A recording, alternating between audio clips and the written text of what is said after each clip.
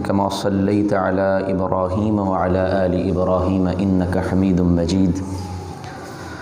اللهم بارك على محمد وعلى آل محمد كما باركت على إبراهيم وعلى آل إبراهيم إنك حميد مجيد. أما بعد فإن خير الحديث كتاب الله وخير الهدي هدي محمد صلى الله عليه وسلم وشر الأمور محدثاتها وكل محدثة بدعة وكل بدعة ضلالة وكل ضلالة في النار. اعوذ باللہ من الشیطان الرجیم. بسم اللہ الرحمن الرحیم. یا ایہا الذین آمنوا اتقوا اللہ حق تقاتہ ولا تموتن الا وانتم مسلمون. یا ایہا الناس اتقوا ربکم الذی خلقکم من نفس واحدہ وخلق منها زوجها وبث منهما رجالا كثيرا ونساء واتقوا الله الذي تساءلون به والأرحام إن الله كان عليكم رقيبا. يا أيها الذين آمنوا اتقوا الله وقولوا قولا سديدا يصلح لكم أعمالكم ويغفر لكم ذنوبكم ومن يطع الله ورسوله فقد فاز فوزا عظيما. اللهم نور بكتابك قلبي وشرح به صدري وأنطق به لساني بحولك وقوتك يا أرحم الراحمين. رب اشرح لي صدري ويسر لي أمري واحلل عقدة من لساني يفقهوا قولي. ہر قسم کی حمد و ثنا کبریائی بڑائی بزرگی اللہ مالک و خالق کی ذات کے لیے. تمام قسم کے جائز درود و سلام امام الانبیاء سید الانبیاء سید الرسل امام کائنات حضرت محمد الرسول اللہ صلی اللہ علیہ وسلم کی ذات گرامی کے لیے. لائق احترام محترم معزز سامعین، اللہ رب العزت نے جب سیدنا آدم علیہ السلام کو بنایا تو اس وقت فرشتوں کے سامنے یہ سارا معاملہ رکھا تو فرشتوں نے اللہ کو کچھ تحفظات کا ذکر کیا. کہنے لگے کہ اللہ تو انسان کو بنانے لگا ہے، یہ زمین میں فساد کرے گا، تیری نافرمانی کرے گا. تو آدم علیہ السلام کے بارے یا آپ کی اولاد کے بارے فرشتوں نے ان تحفظات کا ذکر اس وقت کیا جب ابھی آدم علیہ السلام بنے نہیں تھے. بہرحال اللہ رب العزت نے بنا دیا. اس کے بعد فرشتوں کو حکم دیا اسجدوا لآدم کہ آدم کو سجدہ کرو. فسجدوا الا ابلیس، تمام نے سجدہ کیا لیکن ابلیس نے انکار کر دیا. تو حضرت آدم علیہ السلام کو اللہ نے بنایا، پھر نسل انسانی کو چلایا اور اپنی عبادت کے لیے لوگوں کو مقرر کیا اور کہا وما خلقت الجن والانس الا لیعبدون. انسانوں کی پیدائش کا مقصد یہ میں نے ان کو عبادت کے لیے پیدا کیا. تو عبادت اللہ رب العزت کی انسان کے ذمے ہے. تو دو گروہ جو ہیں ابھی دنیا میں پائے جاتے ہیں. ایک گروہ ہے جو حزب اللہ ہے اور دوسرا حزب الشیطان. تو حزب اللہ تو وہی ہے جو اللہ والے ہیں اور اللہ کی عبادت کرنے والے، اور دوسرا حزب الشیطان ہے جو شیطان کا گروہ ہے. اور سب سے پہلا گناہ جو ہوا اور سب سے پہلے اللہ کی نافرمانی جو کی گئی آدم علیہ السلام کی پیدائش کے بعد وہ شیطان نے کی. سب سے پہلا گناہ اس نے کہا میں سجدہ نہیں کروں گا. اور یہ شیطان ہمارا اس وقت سے دشمن ہے. اس لیے کہتے ہیں نا ازلی ابدی دشمن ہے. ازلی یعنی پہلے جب ہمارا نسل انسانی جب سے چلی اس وقت سے لے کر ابدی یعنی جب تک یہ دنیا رہے گی تب تک اس نے دشمنی ہمارے ساتھ قائم رکھنی ہے۔ تو ہمیں دیکھنا ہے کہ ہم اس دشمن کے ساتھ دشمنی کرنے والے ہیں یا پھر ہم حزب اللہ میں شامل ہیں، یا تو ہم حزب اللہ میں ہیں یا حزب الشیطان کے اندر ہیں۔ تو ہمیں سمجھنا ہے کہیں وہ دشمن اپنے وار میں ہمیں بھی شکار نہ کر لے، تو اس سے بچ کے رہنا ہے۔ تو سب سے پہلا جو گناہ اس نے کیا، اس کے بعد دشمنی پال لی۔ اللہ رب العزت نے کہا سجدہ کرو، کہتا نہیں میں نہیں سجدہ کروں گا۔ فرمایا کیوں؟ وجہ کیا ہے؟ ابا واستکبر، قرآن نے یہ بھی کہا اس نے تکبر کیا، انکار کر دیا۔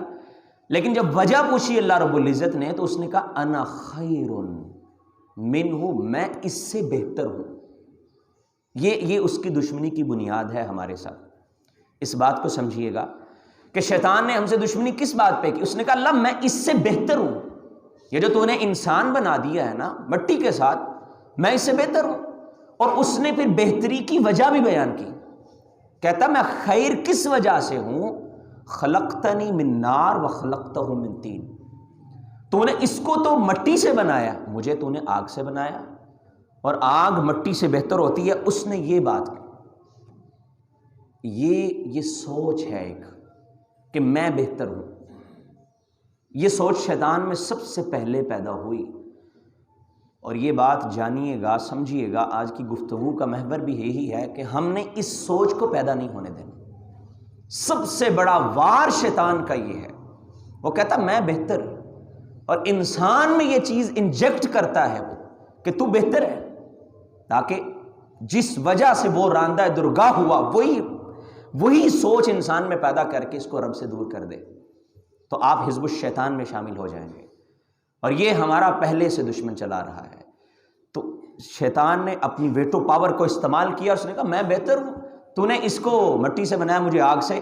حالانکہ بنانے والے کو پتا ہوتا ہے چیز بہتر کون سی ہے۔ بھئی مٹی سے بنانے کا، اللہ نے بنایا نا مٹی سے آدم علیہ السلام کو، تو آگ سے بنا، تو آگ سے بننے میں کمال کیا ہے؟ کیا کمال ہے کہ تو آگ سے بنا؟ یہ بہتری کس بنیاد پہ تو کہہ رہا ہے کہ میں بہتر ہوں؟ یعنی آگ سے بننے میں بہتری کیا ہے؟ ایک بات۔ دوسری بات یہ ہے جو چیز بنانے والا ہوتا ہے نا وہ طے کرتا ہے کہ یہ چیز بہتر ہے یا یہ ناکارہ ہے۔ دو چیزوں کو میں نے بنایا، کاریگر میں ہوں، میں بتاؤں گا ان میں سے بہتر کون سی ہے، ان میں سے جو ہے وہ کمتر کون سی ہے، یہ تو بنانے والے کو پتا ہے۔ اور پھر ایک اور بات کہ جب چیز میں نے بنائی ہی نہیں، یا مجھے کوئی چیز ایسی ملی ہے اس پہ میرا کنٹرول نہیں، مجھے کسی نے دی ہے، میں اس پہ اتراؤں، تو یہ کم ظرف لوگوں کی عادت ہوتی ہے کہ مجھے کسی نے کوئی چیز دے دی، میں وہ لے کے کہوں جی میرے پاس وہ چیز ہے، میں بہتر ہوں۔ یہ کم ظرفی ہے۔ شیطان نے یہ کم ظرفی بھی کی، اور جو آگ سے بننے کی بہتری اس کی کوئی اس کو پتہ نہیں ہے، بس انہوں نے کہا جی میں بہتر ہوں۔ اور یہ سوچ کی وجہ سے وہ شیطان کس لیے وہ کہلائے، سرکش ہو گیا۔ یہ سوچ اس نے جب اپنے اندر لے کے وہ آیا تو اللہ کے دربار سے نکلنا پڑا۔ اللہ نے دو سزائیں دی اس کو، کہا فخرج منہا، نکل جا، دفع ہو جا، تیرا یہاں پہ اب کوئی مقام نہیں ہے، تجھے یہاں رہنے کا کوئی جواز نہیں ہے، نکل جا میرے۔ دوسری بات، تو رجیم ہے، تو لعین ہے، تجھ پہ لعنت قیامت تک برستی رہے گی۔ یہ دو سزائیں اللہ نے اس کو دی، کہا جا میری جنت سے نکل جا، میرے دربار سے نکل جا۔ اب شیطان نے کہا اللہ نکل جاتا ہوں لیکن مجھے تھوڑی مہلت دے دے، مہلت دے دے۔ اللہ نے کہا ٹھیک ہے مہلت دے دیتا ہوں، کیا مہلت چاہیے؟ کہا اللہ میں تیرے بندوں کے راستے میں بیٹھوں گا، میں ان کو بھی گمراہ کروں گا، جیسے میں تیرے دربار سے نکلا، تیری رحمت سے محروم ہو گیا، ایسے ہی میں تیرے بندوں کو بھی تیری رحمت سے محروم کر کے اپنے ساتھ شامل کروں گا، حزب الشیطان کے اندر ان کو شامل کروں گا۔ اللہ نے کہا جا نکل جا، جو میرے ہوں گے وہ تیرے نہیں بن سکتے۔ اب شیطان کے ذہن میں ایک چیز ہے کہ اتنی بڑی بات، شیطان کوئی عام تو نہیں تھا نا، اللہ نے جب سجدے کو حکم دیا ویسے تو لوگوں نے بڑی باتیں بنائی ہوئی ہیں، وہ بڑا عبادت گزار تھا، اس کے لمبے چوڑے واقعات، وہ تو من گھڑت باتیں، لیکن جو صحیح بات ہے فرشتوں کے ساتھ ہی وہ حکم میں شامل تھا، تو اللہ نے کہا اس کو سجدہ کر، مقام تھا نا اس کا بھی، لیکن سب کچھ ہی لیا اللہ نے۔ وہ جانتا ہے کہ یہ سوچ پیدا کر دو، ان کی نمازیں، ان کی عبادتیں، ان کے روزے، ان کی تہجدیں، یہ سارا کچھ اپنی جگہ، یہ سوچ پیدا کرو سب کچھ ضائع ہو جائے گا۔ یوں سمجھو یہ نیکی کی شہ رگ ہے، اس کو کاٹ دو سب کچھ ختم۔ وہ آج یہی سوچ پیدا کر رہا ہے، اس نے کہا اللہ مہلت دے دے، یہ سوچ پیدا کر کے میں ان کو اپنے ساتھ میں لاؤں گا۔ اللہ نے کہا جا چلا جا۔ اب شیطان یہ سوچ پیدا کرتا ہے، اور یہ بہت بڑا ناسور ہے جو آج ہمارے اندر پایا جاتا ہے، I am better than you، میں تم سے بہتر ہوں۔ اور یہ کتنے راستوں سے آتا ہے، کئی راستے ہیں جن کے ذریعے یہ سوچ پیدا کرتا ہے۔ ان میں سب سے پہلا راستہ، اس کا سب سے پہلا وار جو ہے، ابن قیم رحمۃ اللہ علیہ تلبیس ابلیس میں لکھتے ہیں کہ شیطان 90 سے زیادہ% لوگوں کو اس وار سے شکار کر لیتا ہے کہ میں بہتر ہوں، یعنی یہ وار اس کا 90 سے زیادہ% لوگوں پہ یہ وار کارگر ہو جاتا ہے، وہ کہتا ہے میں بہتر ہوں۔ اس سوچ سے نیکیاں ختم، بھسم کر دیتا ہے نیکیوں کو۔ اور سب سے پہلی چیز تیرا قبیلہ اچھا ہے، وہ یہ پیدا کرتا ہے انسان کو، میرا قبیلہ اچھا، میرا خاندان اچھا، فلاں قبیلے کی تو سین کو سلام ہے جی، فلاں قبیلے کو وہ تو بڑے چودھری قسم کے قبیلہ خاندان، اس کی بنیاد پہ وہ شرف کا احساس دلاتا ہے کہ میں بہتر ہوں، میرا قبیلہ اچھا ہے، میرا خاندان اچھا ہے، میری نسل اچھی ہے، میں سید زادہ ہوں، میں فلاں ہوں۔ اگرچہ کچھ اس میں اسلام کے اندر بھی یہ چیزیں ہیں کہ قبائل ہیں اگر، تو کسی کو عزت کی نگاہ سے اس کی اچھائی کی وجہ سے دیکھا جا سکتا ہے، لیکن یہ قبیلے معیار نہیں ہیں، یہ قبیلہ تو پہچان ہے۔ اللہ رب العزت نے کیا فرمایا؟ یا ایھا الناس انا خلقناکم من ذکر وانثی وجعلناکم شعوبا وقبائل لتعارفوا، ہم نے جو قبیلے بنائے، خاندان بنائے ہیں، یہ صرف تعارف کے لیے بنائے، لتعارفوا ان اکرمکم عند اللہ اتقاکم، اللہ کے نزدیک بہتر وہ ہے جو متقی ہے، جو پرہیزگار ہے، جو اللہ والا ہے، قبیلے سے بہتر نہیں ہے۔ میں بڑا بہتر، میری فلاں ذات ہے، بھائی 4 نسلیں پیچھے جا کے دیکھو، ہو سکتا ہے تو مندر میں گھنٹیاں بجانے والا ہو سکتا ہے کوئی 4 پشتے پیچھے کوئی سکھ کھڑا ہو، کوئی پتہ نہیں ہے، لیکن آج یہ چودھری بنتا ہے، میرا قبیلہ اچھا ہے، میرا خاندان اچھا ہے، حالانکہ یہ برادری، یہ خاندان، یہ پہچان کے لیے ہے، اٹھان کے لیے نہیں ہے۔ ان سے اٹھان اگر انسان اپنی پہچان نہ کرے اور کہ میری اٹھان اس وجہ سے میرا قبیلہ اچھا ہے، تو یہ شخص شیطان کے گروہ میں شامل ہونے والا ہے، یہ رحمان والا نہیں ہے، کیونکہ یہ سوچ شیطان پیدا کرتا ہے۔ یہ فخر، یہ تکبر جو برادری کی نام پہ شیطان پیدا کرتا ہے۔ اس لیے آج ہمارے ہاں بڑے دمشرے لگائے جاتے ہیں ناموں کے ساتھ، بڑے بڑے لمبے، برادریوں کی وجہ سے۔ ان سے پرہیز کرنا چاہیے بندے کو، ویسے حرج نہیں ہے، یہ حرام نہیں ہے، میں کو فتویٰ نہیں دے رہا آپ کو، یہ بالکل جائز، لیکن کئی دفعہ ایسے ہوتا ہے کہ حلال غذا بھی، بیماری جب معدہ خراب ہونا تو وہ بھی ہضم نہیں ہوتی، اس سے بھی ڈاکٹر کہتے ہیں دودھ نہیں پینا، حرام ہے؟ نہیں، جائز ہے، حلال ہے، لیکن وہ کہتا ہے تیرا معدہ نظام انہضام خراب ہے، یہ اس کو برداشت نہیں کرے گا۔ تو کئی دفعہ ہماری سوچ کا نظام انہضام بھی خراب ہوتا ہے۔ یہ دم شرے لگانے سے ہمیں اٹھان کا احساس اگر ہو تو ان کو ختم کر دینا چاہیے۔ اتنے اتنے لمبے نام لکھے ہوتے ہیں، حالانکہ میرے بھائیوں خاندان اگر آپ دیکھیں نبی صلی اللہ علیہ وسلم کے زمانے میں ابو لہب کے خاندان کو کون نہیں جانتا؟ ابو جہل اپنے قبیلے کا بڑا سردار ہے، لیڈر ہے، لیکن ان کے خاندانوں نے کیا فائدہ دیا؟ تبت یدا ابی لہب و تب، قیامت تک کے لیے اس پہ پھٹکار ہے، حالانکہ خاندان بھی ہے، قبیلہ بھی ہے۔ اور نبی صلی اللہ علیہ وسلم اپنی بیٹی سے کہہ رہے ہیں، بیٹی دنیا میں جو مانگنا مانگ لے، میری وجہ سے یہ نہ سمجھنا کہ تو جنت میں چلی جائے گی۔ کتنا بڑا قبیلہ، کتنا بڑا خاندان ہے، صرف خاندان کو بنیاد بنا لینا، یہ شیطان کی سوچ ہے۔ نبی صلی اللہ علیہ وسلم نے خطبہ حجۃ الوداع کے موقع پہ کیا کہا تھا کہ یہ برادریاں یا خاندان یا تفاخر کے لیے نہیں ہے، یہ تو پہچان کے لیے۔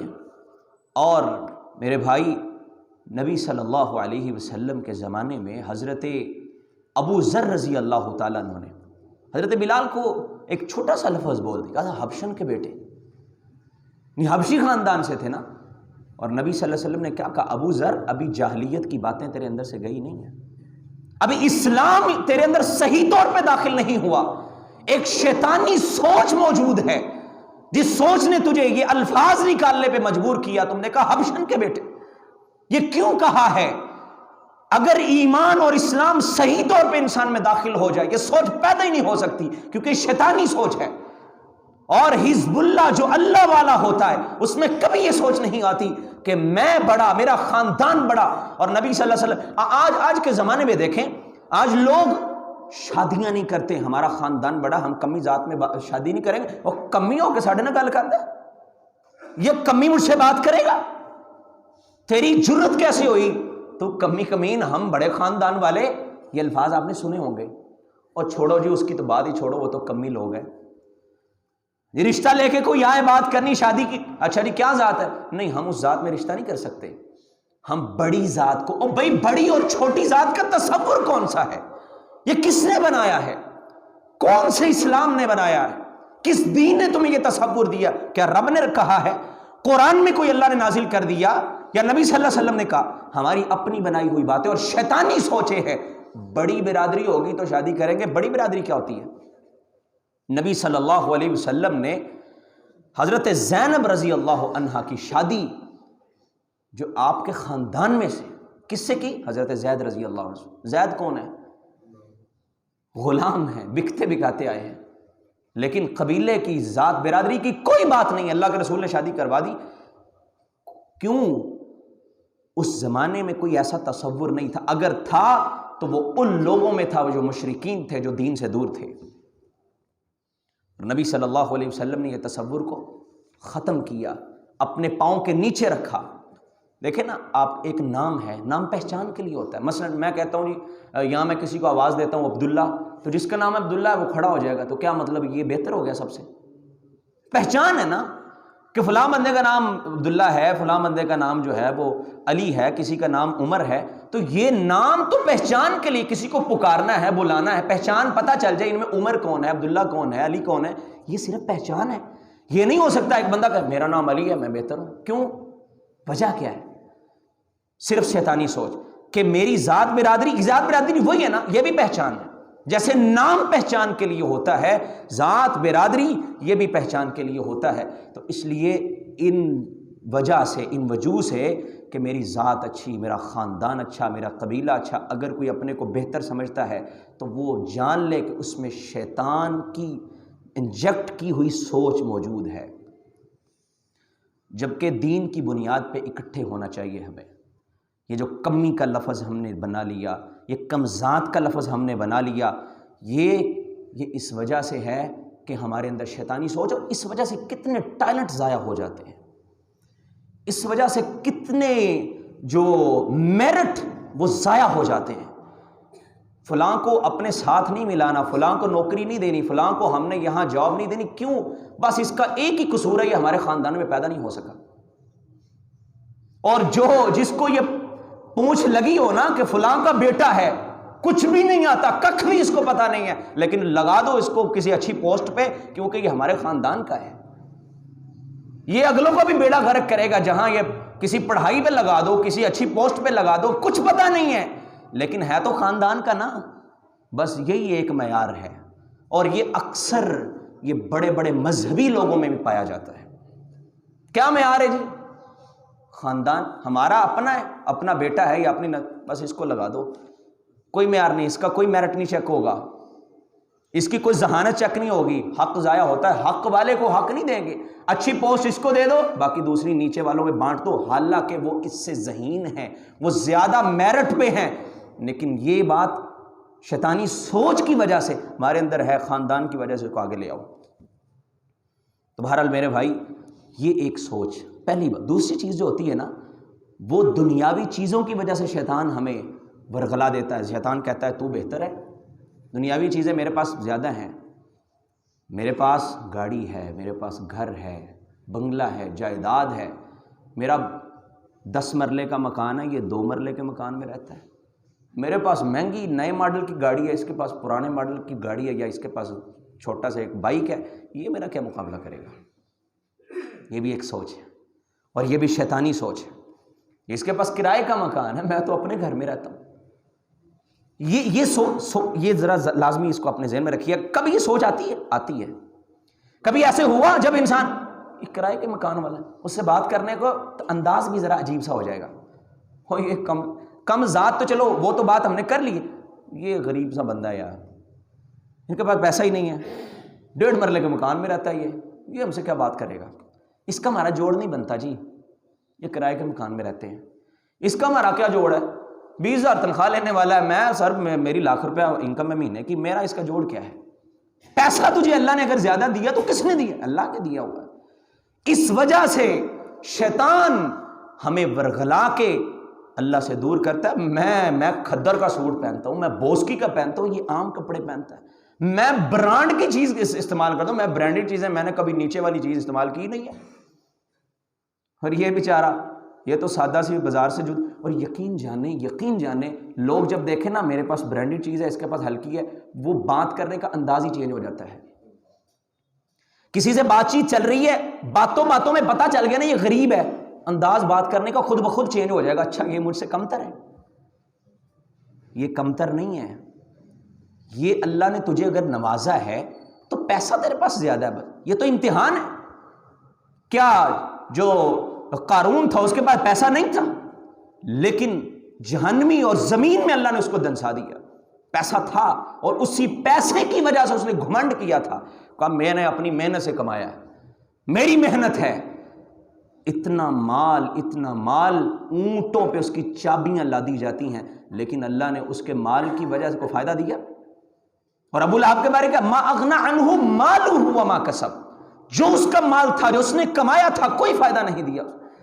میرے بھائی یہ مال کی وجہ سے، یہ جو انسان کے پاس کوئی دنیاوی چیزیں ہیں، مال ہے، کچھ بھی ہے، اس کی وجہ سے اگر آپ کے اندر گھمنڈ ہے، تکبر ہے، اور آ جاتا ہے کبھی کبھی، اس کو اپنے سے دور کیجئے۔ اگر یہ رہے گا تو یہ شیطانی سوچ، اور لوگ پھر اپنے غلاموں سے بڑا عجیب سلوک کرتے ہیں، بڑا عجیب سلوک، اشارے سے بلائیں گے، کمتر سمجھ کے کہ یہ میں آقا ہوں، میں مالک ہوں، یہ میرا نوکر ہے، میں اس کو تنخواہ دیتا ہوں، جناب تنخواہ کس بات کی دیتا ہوں؟ تھوڑی سی بات ہو جائے گی، ماں بہنیں کر دیں گے، گالیاں دینا شروع کر دیں گے، جھڑکنا شروع کر دیں گے، چھوٹی سی غلطی پوچھنا نہیں ہے کیا ہوا، کوئی عذر تو نہیں تھا، بندہ پیار سے محبت کے ساتھ پوچھے، لیکن نہیں، فوری طور پہ ڈانٹنا شروع کر دیا، کیوں؟ یہ مال والا ہے، وہ بیچارہ مال والا نہیں ہے، بس یہ ایک قصور ہے، اور کوئی بات نہیں ہے وہ بھی انسان، یہ بھی انسان ہے، اس نے بھی قبر میں جانا ہے، اس نے بھی قبر میں جانا ہے، یہ بھی انسان ہے، دونوں میں فرق ساخت برداشت کا نہیں ہے، فرق یہ ہے اس کی جیب ذرا گرم رہتی ہے، یہ بیچارہ تھوڑے پیسے والا ہے۔ تو غلاموں کے ساتھ بڑا عجیب سلوک کیا جاتا ہے، ہم غلاموں کے مالک نہیں ہوتے، ہم ان کے کیئر ٹیکر ہوتے ہیں، سروس مین ہوتے ہیں۔ کیوں؟ یوں سمجھیں کہ آپ نے اگر کسی کو اپنے نیچے رکھا ہوا ہے نا، تو اللہ نے اس کا رزق آپ کے گھر میں بھیجا کہ اس کو دے دو، تم رب کی نوکری کر رہے ہو، اگر تم اس میں ہیر پھیر نہیں کرتے، ٹائم سے آگے پیچھے نہیں کرتے، اور اچھے انداز میں دیتے ہو، اللہ تمہارے رزق میں اور برکت دے دے گا، یہ نوکری صحیح کر رہا ہے۔ ہم تو نوکر ہیں اللہ کے، کہ اس نے ہمیں یہ اتھارٹی دی ہوئی ہے کہ ہمارے ماتحت کچھ لوگوں کو رکھا کہ پیسہ میں تمہیں دوں گا، تم ان کو تقسیم کر دینا۔ ہم رب کے نوکر ہیں کہ ہم اس کا دیا ہوا دوسروں کو تقسیم کرتے، ہم مالک بن جائیں اگر کہ یہ میں دیتا ہوں، تو پھر یہ شیطانی سوچ آپ کے اندر موجود ہے۔ چھوٹی سی بات ہو گئی، اس کو نوکری سے نکال دو، چھوٹی چھوٹی بات پہ گالیاں دے کے نوکری سے نکال دینا اور غلاموں کے ساتھ بدتر سلوک کرنا، یہ رویہ ہوتا ہے کچھ لوگوں کا جن کے اندر شیطانی سوچ موجود ہوتی ہے کہ ہم بہتر ہیں۔ میرے بھائی شیطان یہ سوچ پیدا کرے نا، آپ احسان کے درجے پہ چلے جایا کریں۔ احسان کا معنی بھلا کیا ہوتا ہے؟ احسان ہوتا ہے جھکتے ہوئے ترازو کے ساتھ کسی چیز کو دینا۔ یہ پہلے بھی میں نے عرض کیا تھا کہ درجن 12 کی ہوتی ہے نا کوئی بھی چیز ہے، تو آپ 13 دے دے تو یہ احسان ہے، 12 کیا عدل ہے، عدل برابر ہوتا ہے، بالکل برابر، لیکن احسان اللہ مانگتا ہے۔ اللہ کہتا ہے احسان کرو، جیسے والدین کے ساتھ احسان کا حکم ہے کہ جھکتے ہوئے ترازو سے جتنی کمٹمنٹ ہے نا، جتنی تنخواہ مقرر ہے اس سے 1000 کبھی زیادہ بھی دے دیا کرو۔ احسان کبھی اس کے تھکاوٹ کو دیکھ کے کہہ دیا کرو آج تم آرام کر لو یار، خیر ہے۔ 24 گھنٹے تمہارے گھر میں ایک بندہ ملازم ہے، تم نے 8 گھنٹے اگر ڈیوٹی لینی تو 8 کے 8 گھنٹے وہ بیماری کے ساتھ بھی لگا رہے، اور تمہیں سوچ تک پیدا نہ ہو یار یہ بھی انسان ہے۔ کبھی کبھی احسان کیا کرو، آج تم تھکے ہوئے ہو کوئی بات نہیں، تم سو جاؤ، آج تنخواہ دی ہے ساتھ ایک چھوٹا سا شاپر بھی دے دیا ہے، یہ تمہارے کپڑے ہیں۔ آج جب تنخواہ دی ہے نا ساتھ کوئی اضافی چیز بھی دے دی ہے، یہ اپنے گھر بچوں کے لیے لے جانا، یہ ہے احسان۔ احسان کرو، یہ نہ ہو کہ ہم بہتری کے چکر میں آ کے کہیں میں تنخواہ دیتا ہوں اس کو، تنخواہ کس بات کی لیتا اگر اس نے کام نہیں کرنا تو؟ عذر دیکھ کے چھٹی دے دیا کرو، آج عذر ہے کوئی بات نہیں آپ چھٹی کر لیں۔ کیوں؟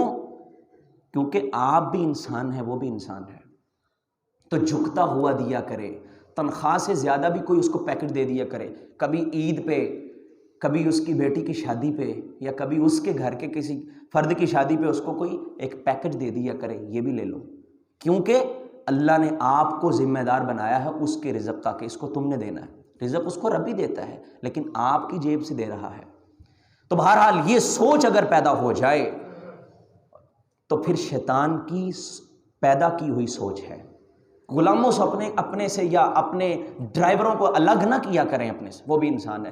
اچھا جی حال میں ہمارا کھانا لگا ہے، ڈرائیوروں کو باہر گاڑی میں کھانا دے دو، اور وہ گاڑی میں میرا ڈرائیور بیٹھا اس کو بھی ذرا کھانا دے دے۔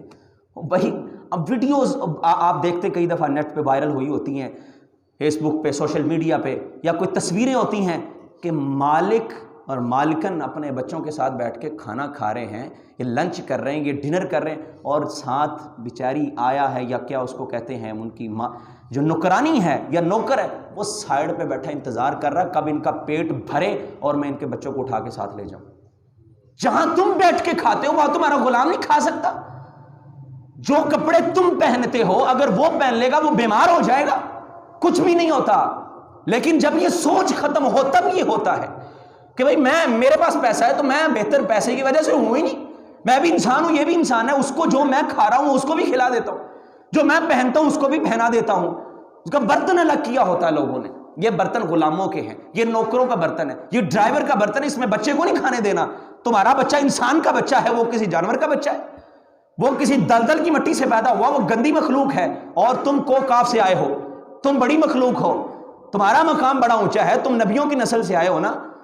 یہ رویے ہمارے اندر پائے جاتے ہیں میرے بھائی، یہ رویے پائے جاتے ہیں کہ ڈرائیوروں کے ساتھ برا سلوک، غلاموں کے ساتھ برا سلوک، اپنے ماتحتوں کے ساتھ برا سلوک، یا آپ بڑی پوسٹ میں جو نیچے ہیں ان کے ساتھ برا سلوک اگر یہ کیا جاتا ہے تو اس کی ایک ہی بنیاد ہوتی ہے، ہم ان کو تنخواہ دیتے ہیں، تو یہ تنخواہ آپ کے پاس اگر دنیاوی چیزیں زیادہ ہیں تو ان کی وجہ سے کبھی بھی یہ گھمنڈ نہ اپنے اندر لے کے آئیے گا کہ میں بہتر ہوں، میں اس کا مالک ہوں۔ یہ برساتی مینڈک کا ہر بندہ سانپ کا ڈسا ہوتا ہے، تقریباً اکثر لوگ اس کے اندر مبتلا ہوتے ہیں، اللہ ہماری حفاظت فرمائے۔ اور تیسری بات جس کی وجہ سے شیطان ہمیں یہ سوچ دیتا ہے کہ تو بہتر ہے، وہ ہے عبادت۔ عبادت کی وجہ سے میں نمازی، پہلی صف کا میں نمازی ہوں، انہیں دیکھا نماز ہی نہیں پڑھی، عجیب لگتا ہے بے نمازی بندے سے اگر آپ بغض فی اللہ کے تحت کہ یہ اس کو میں کہہ کے تھک گیا ہوں، یہ نماز نہیں پڑھتا یا عبادت نہیں کرتا، پھر آپ اس سے نفرت اس وجہ سے کریں کہ اللہ میرے سے راضی ہو، صرف رب کے لیے، یہ الگ مسئلہ ہے۔ لیکن ایک ہے میں عبادت گزار ہوں، اگر کوئی بے نماز مسجد میں آ جائے تو یہاں جو عبادت گزار ہیں وہ تو ڈنڈا لے کے اس کے پیچھے بھاگ پڑیں گے، وہ کوئی غلطی کر لے تو ابھی کل کی بات ہے، یقین جانے کل کی بات ہے، ایک نماز پڑھی مسجد میں، مولوی صاحب نے جو بچے وہاں پہ آئے ہوئے تھے ان کو اس انداز میں جھڑکا، مجھے افسوس ہوا کہ یار یہ عبادت کا گھمنڈ بھی لوگوں میں پایا جاتا ہے کہ تو تمہیں وضو کا صحیح طریقہ نہیں آتا، تمہیں یہ نہیں آتا تو تم مسجد میں آئے ہوئے ہو، سکھا دو ان کو۔ اگر تمہیں ایک چیز اچھی آتی ہے تو اس کا گھمنڈ کیا ہے کہ میری عبادت زیادہ ہے؟ بھئی عبادت رحمت اللہ کی مانگا کریں، اگر آپ عبادت گزار ہیں اللہ نہ کرے کہیں عبادت چھینی جائے۔ ایک شخص نبی صلی اللہ علیہ وسلم کے ساتھ غزوے میں شریک ہے، جہاد کر رہا ہے، لیکن جب موت ہوئی نبی صلی اللہ علیہ وسلم نے فرمایا یہ جہنمی ہے۔ جہاد کتنی بڑی عبادت ہے، کتنا بڑا عمل ہے، لیکن نبی صلی اللہ علیہ وسلم نے کیا فرمایا کہ یہ جہنمی، کیونکہ اس کا اینڈ اچھا نہیں ہوا، اینڈ اچھا نہیں ہے، حسن خاتمہ نہیں ہے۔ حسن خاتمہ مانگا کرے، عبادت تم رب کی کرتے ہو، اس کی رحمت ہے آپ پہ، عبادت ہونی چاہیے، اللہ کا حق ہے، لیکن اس کی وجہ سے اپنے آپ کو بلند تر نہیں سمجھنا چاہیے، دوسروں کو حقیر نہیں بنانا چاہیے۔ اگر کوئی بے نماز ہے تو اس کو پیار کے ساتھ، محبت کے ساتھ کہ یہ بھی رب سے جڑ جائے، کوشش کرنی چاہیے اس کو لے کے آنے کی۔ یہ کوشش نہ ہو کہ یہ جو بے نماز ہے نا یہ اور بھی نماز سے دور ہو جائے، اس کا اور بھی اللہ سے جو تعلق خراب ہو جائے۔ اس انداز میں خطاب کرنا، اس انداز میں اس کے ساتھ بات کرنا کہ وہ سمجھے یار یہ تو واقعی بڑے عبادت گزار ہے، میں تو بالکل ہی کچھ بھی نہیں ہوں، وہ مسجد میں آنا ہی چھوڑ دے۔ تو بہرحال عبادت کا گھمنڈ انسان میں نہیں ہونا چاہیے، یہ بھی شیطانی سوچ ہے۔ اللہ رب العزت ہماری حفاظت فرمائے۔ لوگ اپنے نام کے ساتھ لگا لیتے الحاج، حاجی صاحب، الحاج نام کے ساتھ، کسی صحابی کے نام کے ساتھ مجھے ایک لفظ ایسا دکھا دے جو لگا ہو، کسی صحابی کے ساتھ جو عبادت کی وجہ سے کسی نے لگایا ہو۔ حاجی کوئی ہے نبی صلی اللہ علیہ وسلم کے صحابہ میں کسی کے نام کے ساتھ لگا ہوا؟ میں یہ نہیں کہتا یہ، لیکن جو میں نے پہلے عرض کیا تھا کہ ہماری سوچ کا نظام خراب ہے۔ ہم کئی دفعہ صحیح چیزوں کو بھی قبول نہیں کر سکتے، اگرچہ یہ حرام نہیں ہے، لیکن ان سے پرہیز کرنا چاہیے۔ الحاج، حاجی صاحب، یا پھر کچھ اور لگا ہوگا، پتہ نہیں کیا کچھ لوگ ناموں کے ساتھ آج لگا لیتے ہیں۔ اتنا لمبا نام چھوٹا سا ہوتا ہے، وہ پیچھے اور آگے جو دم چھرے لگے ہوتے ہیں وہ بہت لمبے ہوتے ہیں۔ حالانکہ صحابہ کے اندر چیز موجود نہیں تھی۔ اور ایک شخص عبداللہ بن جحش نبی صلی اللہ علیہ وسلم کے کزن لگتا ہے، لیکن مرتد ہو کے مر گیا۔ پہلے ایمان لیا، بعد مرتد ہو کے مر گیا۔ تو اگر عبادت کا گھمنڈ انسان لے کے بیٹھ جائے اور یہ گھمنڈ اس کو خاتمہ اچھا نہ کروا سکے، خاتمہ اچھے کی طرف نہ لے کے جائے، تو یہ بہت بڑا وبال ہے۔ اپنی عبادت پہ کبھی اترانا نہیں چاہیے، بلکہ اللہ کا شکر کرنا چاہیے، اس رب نے توفیق دی ہے۔ نبی صلی اللہ علیہ وسلم کے پاس عیسائیوں کا وفد آیا، مسجد نبوی میں ٹھہرایا اس کو۔ یہ نہیں کہا کہ ہم عبادت گزار ہیں، یہ عیسائی لوگ ہیں، ہم ان کو اپنی مسجد میں کیوں آنے دیں گے؟ ہم مسلمان کو نہیں آنے دیتے۔ مسلمان آنا چاہے تو جو عبادت والے یہاں بیٹھے ہوئے ہیں، لمبی نماز پڑھنے والے جو اپنے آپ کو بڑا سمجھتے ہم عبادت گزار ہیں، وہ لوگ مسلمانوں سے نفرت کرتے ہیں۔ اللہ کے رسول نے کن کو ٹھہرایا مسجد نبی میں؟ عیسائیوں کو، اور عیسائی آئے ہیں، وفد ہے، مسجد نبی میں ٹھہرایا، اور اتوار کے دن وہ عبادت کرتے ہیں، آپ نے ان کو منع نہیں کیا۔ یہ بخاری کے اندر بات موجود ہے۔ تو میرے بھائیوں، عبادت کا گھمنڈ نہیں ہونا چاہیے بندے کو۔ نیکی اگر اللہ نے توفیق دی ہے تو یہ رب کا کرم ہے، اس پہ شکر گزار ہونا چاہیے۔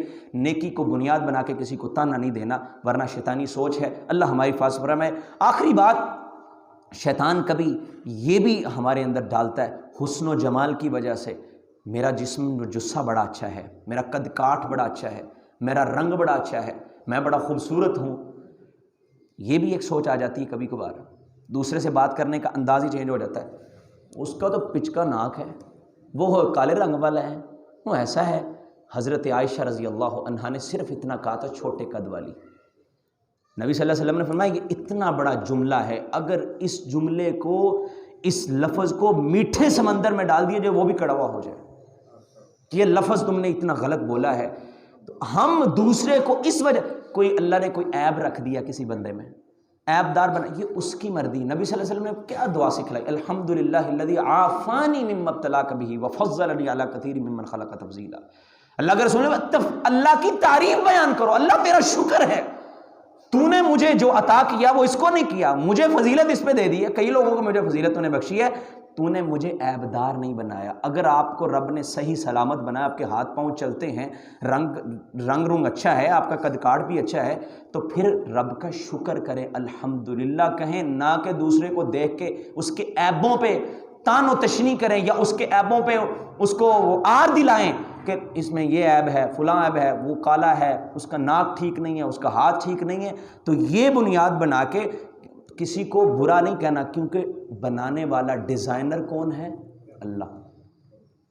آپ کسی پہ نقد کریں گے نا، کسی کے شکل و صورت پہ، آپ اس پہ نہیں کر رہے، آپ بنانے والے پہ کر رہے ہیں، ہے نا. یہ موبائل ہے، اگر اس موبائل پہ کوئی تنقید کرے تو موبائل کو کیا تنقید کا مسئلہ ہے، یہ بنانے والے پہ ہے.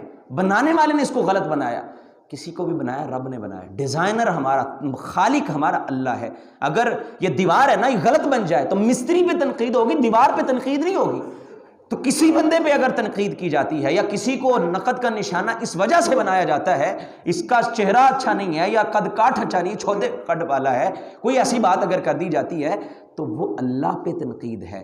تو اللہ رب العزت ہمیں ایسی بیماریوں سے محفوظ رکھے جو بیماریاں شیطان نے اب ہمارے اندر داخل کی ہوئی ہیں، جو شیطان سوچ پیدا کر کے ہمیں رب سے دور کرنا چاہتا ہے اور اپنے لشکر میں ہمیں شامل کروانا چاہتا ہے، وہ سوچ اللہ ہمارے سے دور کر دے. اللہ اس سوچ سے ہماری حفاظت فرمائے اور تکبر، غرور، گھمنڈ، اترانا، ریاکاری، ان ساری بیماریوں سے اللہ ہماری حفاظت فرمائے. اقول قولی ھذا وآخر دعوایا الحمد للہ رب العالمین.